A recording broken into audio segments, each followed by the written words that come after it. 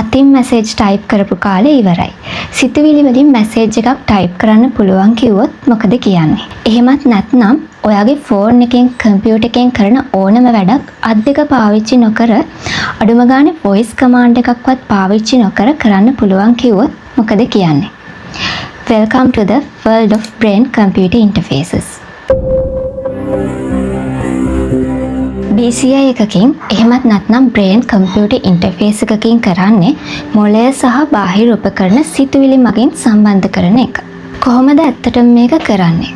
අපේ හැම හැඟීමක්ම චලනයක්ම සිතුවිල්ලක්ම ඇති වෙන්නේ නියුරෝන එකිනෙක අතර හුවමාරු කරන ඉලෙක්ට්‍රිකල් සිග්නල් වල ප්‍රතිඵලයක් විදියට. brain interfaces මේ සිග්නල් අල්ලගන්න පුළුවන් විදිහේ sensors පාවිච්චි කරලා ඒ සිග්නල් කම්පියුටර් එකකට තේරුම් ගන්න පුළුවන් කමාන්ඩ් එකක් බවට පරිවර්තනය කරනවා. BCI නිසා ලොකුම වාසිය වෙන්නේ විවිධ ආබාධ වලට ලක් වුණ අයට.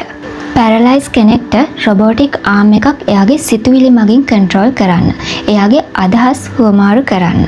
කතා කරන්න බැරි කෙනෙක්ට එයාගේ සිතුවිලි වොයිස් කමාන්ඩ් වලට කන්වර්ට් කරන්න. ඒ විතරක් නෙවෙයි, ඇස් පේන්නේ නැති හෝ කන් ඇහෙන්නේ නැති කෙනෙක්ට ඒ නැති වුණු හැකියාවන් ලබා ගන්නත් BCI යොදා ගන්න පුළුවන්. තව දුරටත් මේක සයන්ස් ෆික්ෂන් එකක් නෙවෙයි.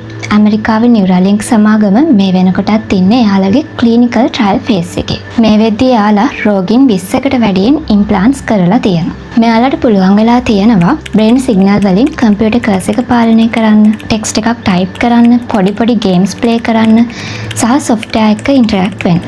ඊළඟට එයාලා try කරන්නේ ස්පීච් ඩීකෝඩින්. ඒ කියන්නේ සිතුවිලි රියල් ටයිම් ටෙක්ස්ට් හරි වොයිස් හරි විදියට කන්වර්ට් කරන එක. මේක තාම පාරිභෝගික නිෂ්පාදනයක් කරලා නැහැ. මෙඩිකල් සුපර්විෂන් යටතේ තමයි මේ දේවල් වෙන්නේ.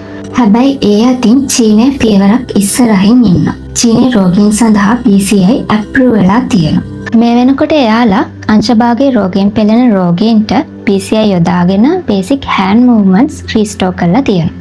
චීනයේ ඉදිරියෙන් ඉන්නේ නීතිමය අවසරයන් පැත්තෙන්. එයාලා වැඩිපුර රියල් වර්ල්ඩ් පැත්තට අවධානය යොමු කරලා තියෙනවා. හැබැයි නියුරලින්ක් තාක්ෂණය සහ පරීක්ෂණ අතින් තාම ඉදිරියෙන් ඉන්නවා.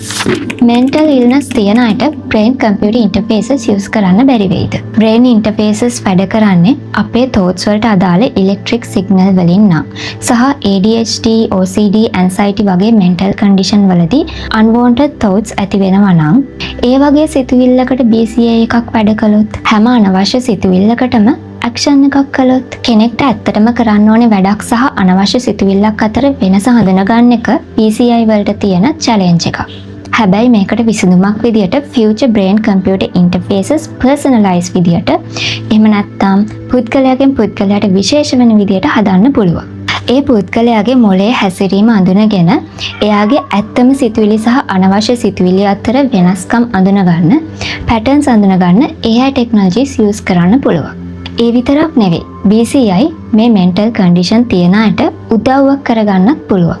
මොකද BCI අපේ මොළයේ ක්‍රියාකාරීත්වය ඩිටෙක්ට් කරන නිසා කෙනෙක්ගේ මොළයේ වෙන වෙනස්කම් අඳුරගෙන එයා unwanted thoughts වලට යන වෙලාවල් ඒ මොහොතේම අඳුරගන්න, නැත්නම් එයාගේ condition එක නරක අතට හැරෙන වෙලාවල් ඒ මොහොතේම හඳුනගන්න පුළුවන් වෙනවා.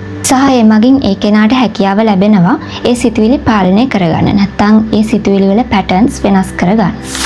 හැබැයි මේ හැම දෙයක් අස්සෙම හැංගුණ භයානක දෙයක්ත් තියෙනවා. කෙනෙක්ගේ සිතුවිලි, විශේෂයෙන් mental health condition තියනවා වගේ vulnerable කෙනෙක්ගේ සිතුවිලි මැෂින් එකකට කියවන්න දෙනවා නම් ඒ විදිහේ දත්ත විවිධ සමාගම් වලට යන එක.